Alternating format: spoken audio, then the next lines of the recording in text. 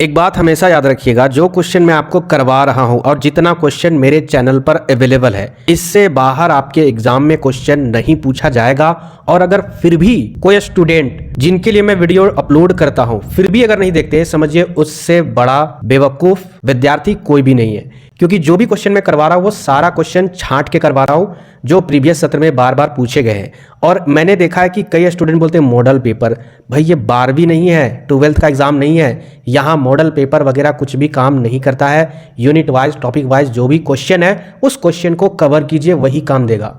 और लिखने पर जोर डालिए, नहीं तो नॉट प्रमोट लगेगा ना, उस समय कमेंट कीजिएगा ना, तो उस कमेंट का रिप्लाई भी नहीं मिलेगा, कोई भी सपोर्ट नहीं किया जाएगा। तो हम लोग इससे पहले 2 क्वेश्चन कवर कर चुके हैं। एक क्वेश्चन था आपका बिग बैग थ्योरी और दूसरा क्वेश्चन था जो पिछले वीडियो में हम लोग कवर कर चुके हैं, और ये क्वेश्चन तीसरा क्वेश्चन है। ठीक है, तो तीनों क्वेश्चन को पहले कवर कर लीजिए, समझ लीजिए, उसके बाद इसका नोट डाउन कर लीजिए, नोट्स क्रिएट कर लीजिए। बहुत इंपॉर्टेंट सारे क्वेश्चन है।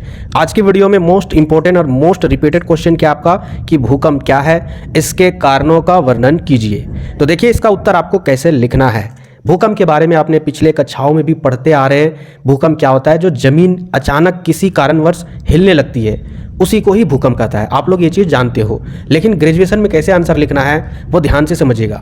सबसे पहले आपको भूकंप का परिभाषा देना होगा, भूकंप लिखकर उसके बाद फिर डायस देना होगा, अंडरलाइन करना होगा। उसके बाद यहाँ पर देखिए क्या आंसर लिखा गया है। भूकंप का जो शाब्दिक अर्थ है, यानी ये जो आपका शब्द भूकंप है, इसका शाब्दिक अर्थ भूमि का कंपन होता है, यानी भूमि जो कांपती है इसका शाब्दिक अर्थ होता है, जिसका तात्पर्य यानी जिसका अर्थ भूमि के भीतर, जमीन के भीतर होने वाला कंपन या फिर हलचल होता है।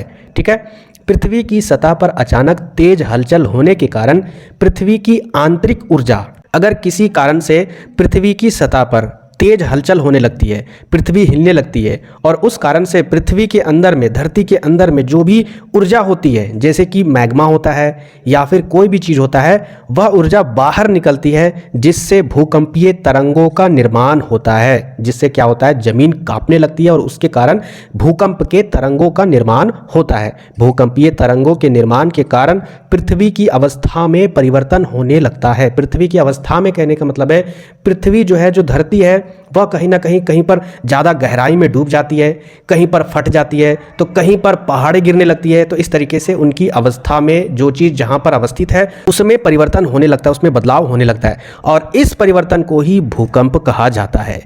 आप लोग मूवी वगैरह भी, बहुत सारे मूवी वगैरह भी देखे होंगे भूकंप वाला, तो उस मूवी के अकॉर्डिंग भी आप रिलेट करते जाइएगा, आपको सारा कुछ समझ आते जाएगा। जो छोटे या विशाल दोनों रूप में भी हो सकते हैं। भूकंप तरंगे जो होते हैं ना, वो छोटे भी हो सकते हैं या फिर बहुत विशाल भी हो सकते हैं। जैसे कि भारत में जो आपका भूकंप का जो एहसास होता है वह कहीं ना कहीं एक छोटे भूकंप की अवस्था है, लेकिन जो आपका नेपाल तरफ चल जाइएगा वहाँ पर बहुत विशाल भूकंप आती है। तो अलग अलग प्रक्रिया से अलग अलग भूकंप होती है और अलग अलग उसका पैमाना भी होता है, कहीं पर छोटे भी होते हैं, कहीं पर विशाल भी होता है। भूकंपीय तरंगों को सिस्मोग्राफ नामक यंत्र से मापा जाता है। भूकंपीय तरंगों को, ठीक है, भूकंप के जो तरंग होते हैं उसको मापने वाला यंत्र को क्या बोला जाता है? सिस्मोग्राफ। ठीक है, और इसके अलावा जिस यंत्र से भूकंप की तीव्रता को मापते हैं कि कितनी तेजी से भूकंप आई हुई थी, उसे रिक्टर पैमाना कहा जाता है। ये इंपॉर्टेंट है, एमसीक्यू वाला क्वेश्चन में, सॉरी 1 नंबर वाला क्वेश्चन में पूछा जा सकता है। तो आपको इस तरीके से भूकंप का परिभाषा देना है। इसके बाद आगे हम लोग अगर बढ़े, इसके कारणों का वर्णन करें, भूकंप किस किस कारण से होता है, तो आगे हम लोग इसी आंसर को लिखेंगे। तो भूकंप के प्रमुख कारण निम्नलिखित है। पहला कारण क्या आपका? ज्वालामुखी का विस्फोट। ज्वालामुखी आप लोग अच्छी तरीके से जानते हो, जो जमीन के अंदर में जो पिघली हुई मैग्मा है। मैग्मा किसे कहते हैं? जमीन के अंदर में क्या होता है कि अलग अलग प्लेटें हैं, ठीक है, इस तरीके से। तो जमीन के अंदर में यहाँ भी चट्टानें हैं जो ठोस अवस्था में हैं, और यहाँ भी चट्टानें हैं, लेकिन सबसे भीतरी जो परत है वहाँ पर जो चट्टानें हैं वह आग के जैसा पिघली हुई है, और उसी को ही मैग्मा बोला जाता है। तो यह मैग्मा या फिर भूकंप के कारण या किसी भी प्राकृतिक आपदा के कारण जहाँ भी पृथ्वी का कमजोर सतह पाती है वहाँ से यह निकलना स्टार्ट हो जाता है, और इसी निकलते हुए प्रक्रिया को ही ज्वालामुखी का विस्फोट कहते हैं। तो कहीं ना कहीं ये जो मैग्मा निकल रही है, तो भाई उससे भी तो धरती में हलचल होगी, उससे भी तो भूकंप आएगा। धरती में कहीं भी किसी कारण से भी अगर हलचल हो तो हलचल का मतलब होता है भूकंप, यानी पृथ्वी का हिलना।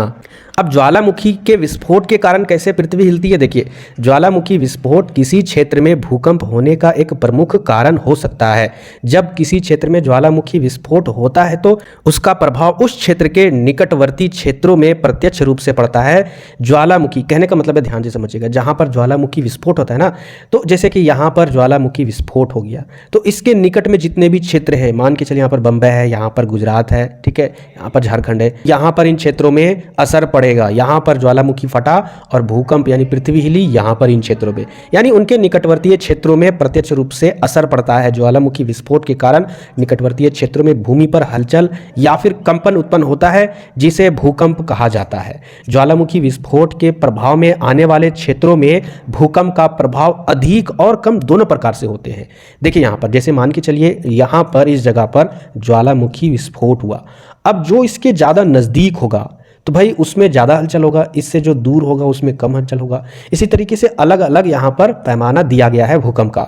यह ज्वालामुखी के प्रकार पर निर्भर करता है, और हाँ ज्वालामुखी के प्रकार पर भी निर्भर करता है कि किस टाइप का वहाँ पर ज्वालामुखी विस्फोट हुई है। ठीक है, तो आगे हम लोग बढ़ते हैं और नेक्स्ट कारण देखते हैं कि किस कारण से भी भूकंप आता है। तो देखिए नेक्स्ट कारण आपका भूमि असंतुलन, यानी भूमि भी हमारा संतुलन नहीं है, जमीन जो धरती है इसके असंतुलन के कारण भी पृथ्वी में भूकंप आती है।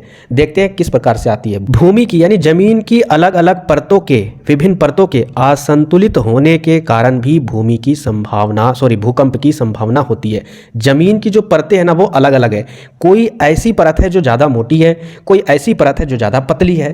तो इस तरीके से जो अलग अलग भूमि के परतों की बनावट के कारण भूकंप की भी संभावनाएं होती है। भूमि की ऊपरी सतह निचली सतह से हल्की होती है। जो भूमि की ऊपर वाली सतह होती है ना, ऊपर वाली सतह वह नीचे वाली सतह की अपेक्षा क्या होती है, हल्की होती है। और यदि किसी क्षेत्र में इन दोनों सतहों में असंतुलन होने लगता है किसी कारण से, अगर उसमें अनबैलेंस होने लगता है तो उस स्थान में कंपन होना लाजमी है, और इस स्थान में कंपन होने के कारण और उसके कारण भूमि कटाव आदि होने लगता है, जिसे भूकंप कहा जाता है।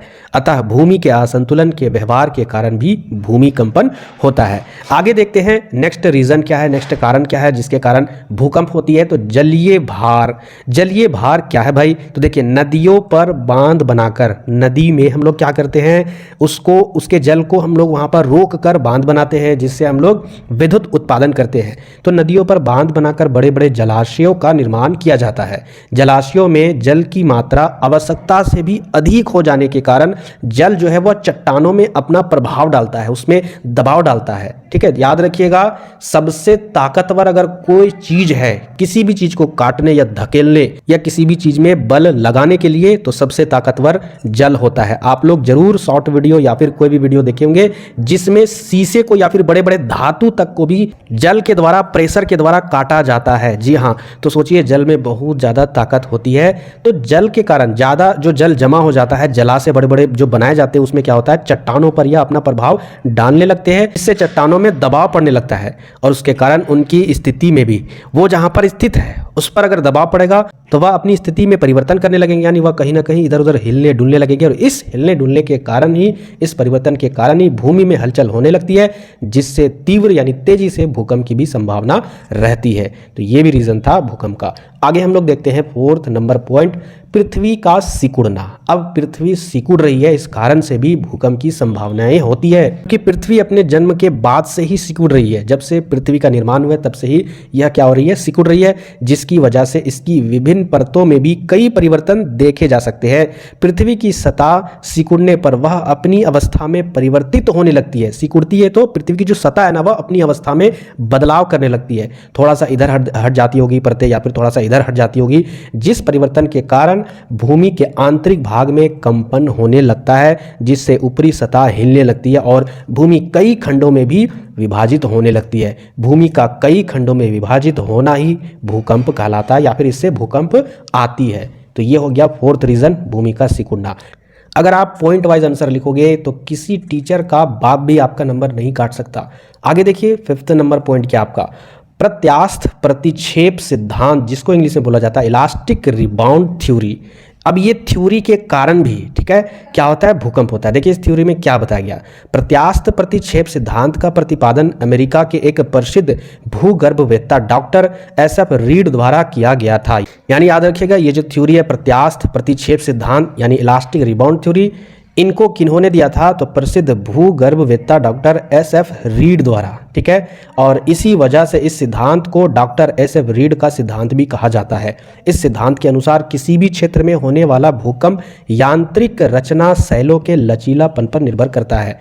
अंदर में, पृथ्वी के अंदर में जो बड़े बड़े सेल होते हैं, आप लोग चट्टान कहीं ना कहीं बहुत छोटे देखे हो जो पृथ्वी के ऊपर में, लेकिन अंदर में जो चट्टाने हैं ना बहुत बड़े बड़े होते हैं। आपका जितना बड़ा गांव नहीं होगा उससे भी बड़े बड़े चट्टाने हैं धरती के नीचे। तो कुछ कुछ चट्टाने जो है ना वो लचीलेपन है, कहने का मतलब है कमजोर है, ठीक है। और बहुत सारे चट्टाने हैं जो ठोस अवस्था में होती है, तो लचीलेपन पर निर्भर करता है। जब किसी स्थान के सैलों पर तनाव बढ़ता है और किसी कारण से जो लचीलापन चट्टान है उस पर अगर दबाव बनेगा, तनाव बनेगा, तो वह मुड़ जाती है। लेकिन जब तनाव सैलों के लचीलेपन की सीमा से अधिक हो जाती है तो सैल टूटने लगती है। ऑब्वियसली टूटेगा ही उस पर अगर तनाव बनेगा, क्योंकि सैल बहुत ही लचीलापन है, तो उसके कारण सैल टूटने लगती है और दो अलग अलग खंडों में विभाजित हो जाती है। अब सोचिए दो अलग अलग खंडों में सैल विभाजित हो जाएगी तो विभाजन के कारण सैल के खंडों के बीच दरार आने लगते हैं और चट्टान विपरीत दिशा में भी खिसकने लगती है। अब चट्टान में हलचल होगा तो पृथ्वी में भी हलचल होगा और इस क्रिया से चट्टान का तनाव समाप्त हो जाता है और चट्टान के दोनों खंड अपनी स्थिति में आने का प्रयास करती है और इस कारण ही भूकंप होना स्टार्ट हो जाता है, ठीक है। आगे हम लोग देखते हैं नेक्स्ट पॉइंट, और पॉइंट नंबर 6, प्लेट वितरणिकी का सिद्धांत। पिछले वाले वीडियो में यही क्वेश्चन मैंने करवाया था। इस सिद्धांत में क्या होता है, देखिए यहाँ पर प्रशांत महासागरीय क्षेत्रों में आने वाले अधिकांश भूकंप का कारण यही थ्योरी है, यही सिद्धांत है, ठीक है। यानी प्लेट वितरणिकी का सिद्धांत, जो प्रशांत महासागर के क्षेत्र में भूकंप आती है। भूकंप मुख्यतः प्लेटों के किनारे पर अधिक होती है। जो प्लेट होते हैं उसके जो किनारा होता है, क्योंकि इस सिद्धांत में हमने सारे किनारे के बारे में डिस्कस किए, किस तरीके से कितने पार्ट में किनारे बांटे गए थे, है ना। तो वो सभी किनारों के कारण ही या फिर किनारों पर ही अधिक भूकंप होती है। लगभग सभी प्लेटों के किनारे कम केंद्र वाले भूकंप पाए जाते हैं तथा महासागरीय खाइयों में मध्यम गहराई वाले भूकंप पाए जाते हैं और इन भूकंपों का केंद्र लगभग 200 किलोमीटर की गहराई पर होता है। यानी इन सभी जगह पर 200 किलोमीटर की गहराई में ही भूकंप की अवस्था उत्पन्न होती है। मध्यम गहराई वाले भूकंप तनाव एवं संपीड़न से उत्पन्न होता है तथा अधिक गहराई वाले भूकंप केवल संपीड़न से ही उत्पन्न होता है। संपीड़न का मतलब क्या होता है, एक दूसरे को दबाव में डालना, प्रेशर डालना, ठीक है। तो इस तरीके से ये क्वेश्चन आपका पूरा कवर हो जाता है। लास्ट में निष्कर्ष में या फिर इस क्वेश्चन को लॉक करते समय आपको क्या लिखना होगा, एक बार क्वेश्चन को दोबारा से पढ़ लीजिएगा। क्वेश्चन क्या है, भूकंप क्या है, तो वहां पर नीचे लिखिएगा पैराग्राफ छोड़कर कि ऊपर दिए गए बिंदुओं के आधार पर भूकंप को परिभाषित किया जा सकता है, साथ ही इसके कारणों का भी वर्णन किया जा सकता है जो ऊपर वर्णित है। इस तरीके से लिखकर जो भी मैंने आपको बताया वही हुबहू लिखकर इस क्वेश्चन के आंसर को पूरा कंप्लीट कर सकते हो। और नए व्यूअर चैनल को सब्सक्राइब करना बिल्कुल भी नहीं भूलना है और अभी पढ़ लीजिए, आने वाले टाइम में एग्जाम के भी टाइम में भी रिवीजन करवा देंगे। मिलते फिर नेक्स्ट वीडियो में।